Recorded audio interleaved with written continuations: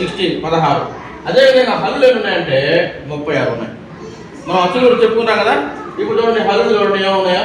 కా కా గా గా ఞ చ ఛ జ జ ఇని త త ద ద అణ త త ద ద మ ప ప బ బ మ య ర ల వ శ ష స హ అళ అక్ష బడిర.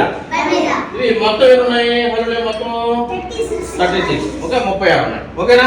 అంటే ఇక్కడ అక్ష అనేది సంయుక్త అక్షరంగా తీసుకుంటాం, కానీ దీన్ని కూడా హల్లుల కిందే మనం చెప్పుకుంటాం. ఓకేనా?